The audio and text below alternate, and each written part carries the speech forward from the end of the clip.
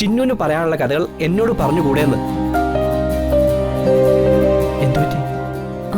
എനിക്കിവിടെ എന്റെ മനസ്സ് തുറന്ന് സംസാരിക്കാൻ ഇയാൾ മാത്രമേ ഉള്ളൂ.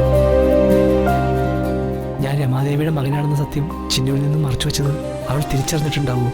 സംശയം ഉണ്ടാവുന്ന രീതിയിലുള്ള സംഭവങ്ങളാണല്ലോ ഇന്ന് ഈ വീട്ടിലിറങ്ങിയേറിയത്.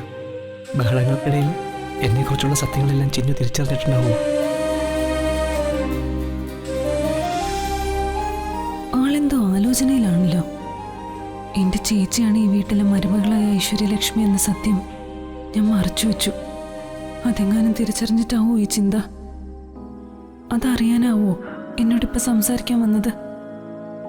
ഇന്നത്തെ പ്രശ്നങ്ങൾക്കിടയിൽ ചിലപ്പോ എന്തെങ്കിലും സംശയം തോന്നിക്കാണും. എന്താണോ ഒന്നും മിണ്ടാത്തത്? ഞാൻ മാത്രമല്ലല്ലോ മിണ്ടാത്തത്. എടോ, ആവശ്യമില്ലാത്തൊക്കെ മനസ്സിലെടുത്ത് വെച്ച് വെറുതെ മനസ്സ് വിഷമിപ്പിക്കല്ലേ.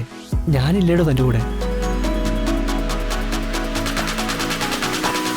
ഒരു സുഹൃത്തെന്ന നിലയിൽ എപ്പോഴും ഞാൻ ചിന്നുവിനോടൊപ്പം ഉണ്ടാവും. ഇനി ചിന്നുവിന്റെ മനസ്സിനെ അലട്ടുന്നത് എന്താണെന്ന് എന്നോട് പറഞ്ഞൂടെ?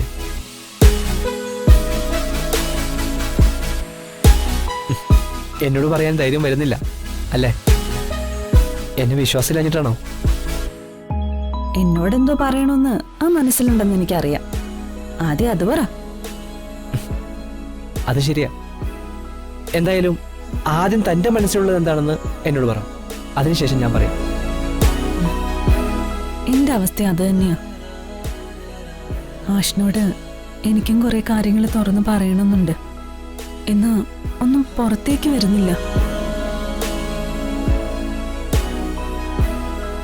ഞാനൊരു കാര്യവും ചിന്നുവിനോട് മറച്ചു വച്ചിട്ടില്ല.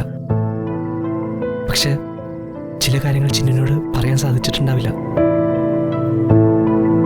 എന്നെങ്കിലും ഞാൻ പറയാതെ താനത് അറിയാനിടയായാൽ എന്നോട് എന്തെങ്കിലും വിരോധമോ ശത്രുതയോ തോന്നും. മാഷ് എന്തൊക്കെയാ പറയുന്നത്? എന്റെ ജീവനുള്ളത് വരെ ഞാൻ മാഷിനെ തെറ്റിദ്ധരിക്കില്ല. അക്കാര്യത്തിൽ മാഷിന് സംശയമേ വേണ്ട. അതുപോലെ ഞാനും എന്റെ ഗതികേട് കൊണ്ട് എന്തെങ്കിലും മാഷിനോട് മറച്ചു വെച്ചെന്ന് തോന്നലുണ്ടായ മാഷും എന്നെ തെറ്റിദ്ധരിക്കരുത്. എന്നോട് വിഷമവും സങ്കടമൊന്നും തോന്നരുത്. ഒരിക്കലുമില്ല.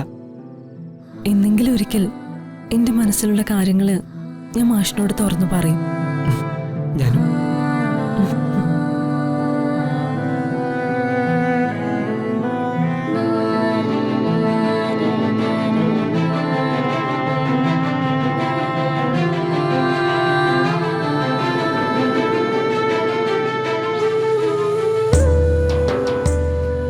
എന്തുപറ്റി?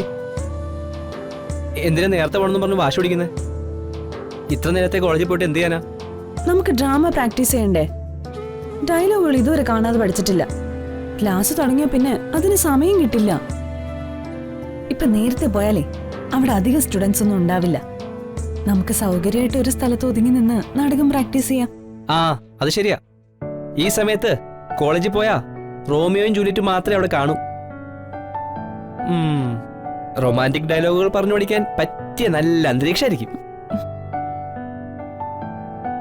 മാഷാണത്രേ, വഷളം മാഷ്.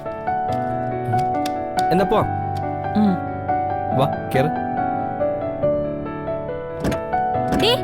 എടി ചിന്നു